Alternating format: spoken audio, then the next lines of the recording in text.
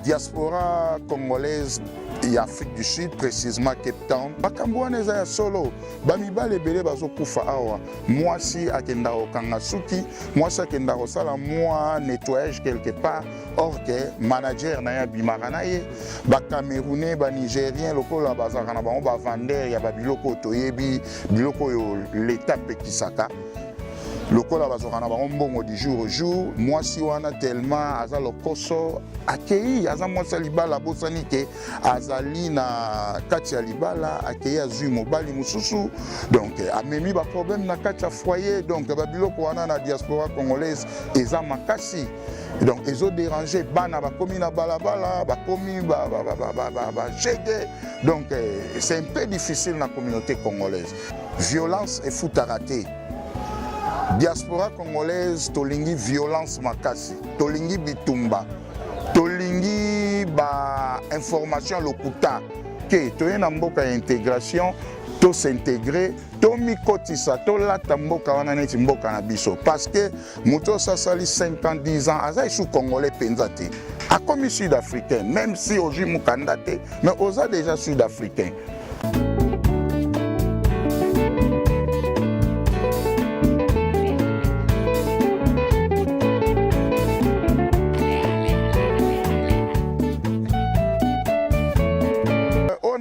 Passé ezakaka diaspora congolaise et Afrique du Sud, précisément Cape Town, tous à la vraie, tous à l'amour, tous à la oui, tous à la vraie, tous à l'amour, tous à la guerre.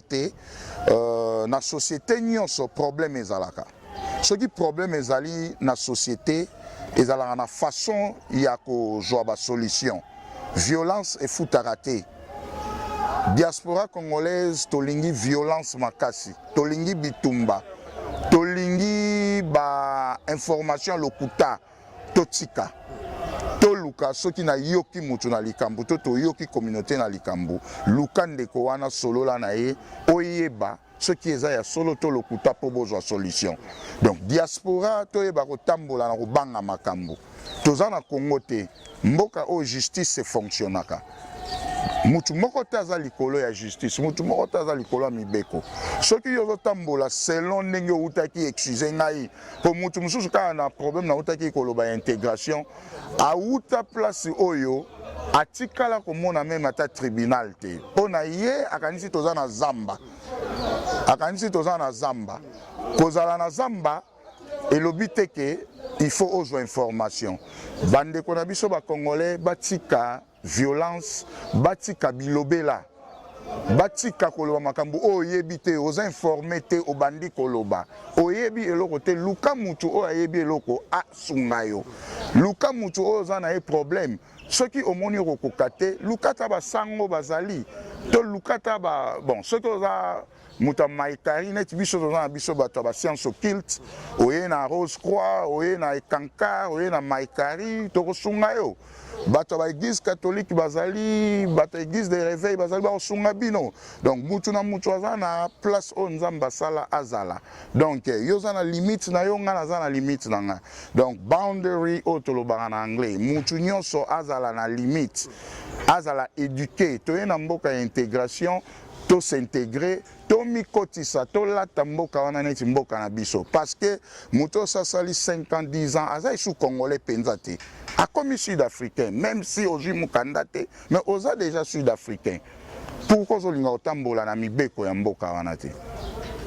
Olingi violence, olingi koloba makambu oyo, okoki koloba te, oke na réseaux sociaux, ozui oche elongi ya mutu, oyebi te keza prison. Ce qui mutu aza na problème na oluka ye. Donc et puis lisusu comportement ya diaspora batu bazo kufa, ba mort subite, mabala ezana ba problème, bana bazana ba nzela ba komi ba shege, mais pourtant na mboka oyo bana sorry na katio muke batata ba mama bande kwa bolingo na beta sete muke toki. Il paraît que na kati ya communauté congolaise ezana ba congolais o bazo déranger mabala ba congolais misusu. Selon information tozui ke ba congolais baza soki azana moi quelque chose ana moi moyen azana moi mutuka azolanda siko basi ya ba congolais o bazo na eloko te bazo zwa bango c'est-à-dire bazo bebisa mabala bato. Est-ce que eza bo solo to lukuta? Eza ya solo na kosenga kutu mokolo kozwa ngonga kosala émission pona civisme pona ba bonne conduite. Eza vrai, eza lokuta te. Eza lokuta te, eza makambo ya solo ezosalama na mboka oyo. Batu o bakanisi basi bazui, mais par contre biso to yebi mutu o ya mayele asungaka mutu azangi mayele. C'est ce qu'on appelle l'intellectualisme. Être intellectuel eza mutu o azozwa mayele azokotisa pa bato. Et non plus quand on est intellectuel ndeki tozo komi benga ba intellectuel to komi ko détruire bato. Nous sommes là pour orienter des bonnes orientations. Makambo wana eza ya solo bamibale ebele bazokufa awa mwasi akenda okanga suki mwasi akenda kosala mwa nettoyage quelque part or que manager na ya bimaka na ye ba Camerounais ba Nigérien lokola bazaka na bango ba vendeur ya ba biloko toyebi biloko yo l'état pekisaka lokola bazaka na bango mbongo du jour au jour mwasi wana tellement aza lokoso akei aza mwasi libala bosani ke azali na kati ya libala akei azui mobali mususu donc amemi ba problème na kati ya foyer donc ba biloko wana na diaspora congolaise eza makasi donc ezo déranger bana bakomi na balabala bakomi ba chege donc c'est un peu difficile na communauté congolaise donc tozo senga pe na place wana bino ba panzi sango bo s'impliquer pe na makambo wana bo visiter ba famille bo mema pe conseil po ezape musala na bino.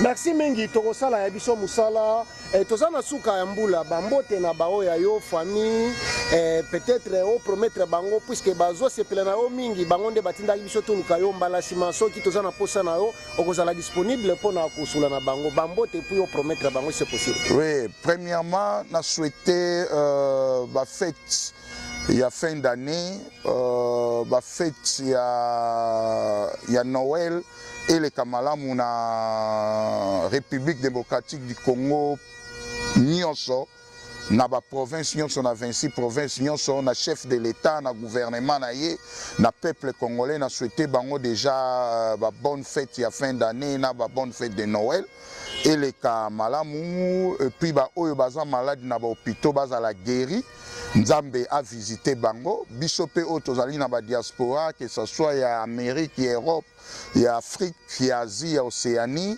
ba bonne fête na biso ba bonne fête ya batu nyonso kimia ezala bato baza ba malade bato bazali na ba problème oyo pe azali na yango ya kolia ya komela soki pe moni voisin aza nango te bokabola ezala na pays ezala partout ozali bino pe bayeba ozali na diaspora na Europe soki ozali na mwa eloko famille na Congo bazali na eloko te ba camarade zwata 1 euro 10 euros pesa na ba fondation pesa na ba journaliste bazali na ba compte bancaire na bango ba faire circuler ka bongo bo contacter bango ba homme d'affaires nyonso bazali na Cape Town en Afrique du Sud par-ci même à tous en Europe beaucoup ko contacter pe TV na biso tozali nango oyo mayangani na politique baza na compte bancaire na bango ata 1 euro na bino ata 1 rand na biso soki déjà tozui 1 rand to pesi mayangani na politique to tche na compte o bako tche la biso na ni na télévision na bango wana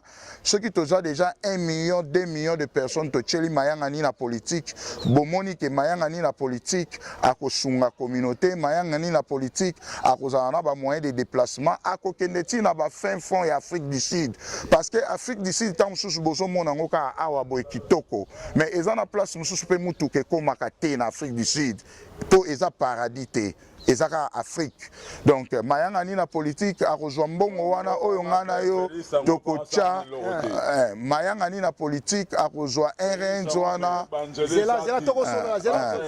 mayangani na politique akozwa RN na yo 1 euro na yo kuna $1 na yo akozwa yango ndenge eza wana akosala même ba effort ya kokende na mboka na biso République démocratique du Congo na ba province na ba fin fond ya ba Congo ya Mbujimai pona amemela gouvernement information amemela peuple congolais information ya ndenge mboka ezali kotambola na malamu to na mabe yango wana tozobenga batu nyonso ezala ndeko na biso auti koleka biso awa alobi mokonzi mboka azosala eloko te eza opinion na ye toza na démocratie tokoki ko condamner te peut-être aza sous-informé à éviter donc c'est un peu ça c'est télévision to soutenir bango merci merci mingi mwana mboka biso nde tozo remercier yo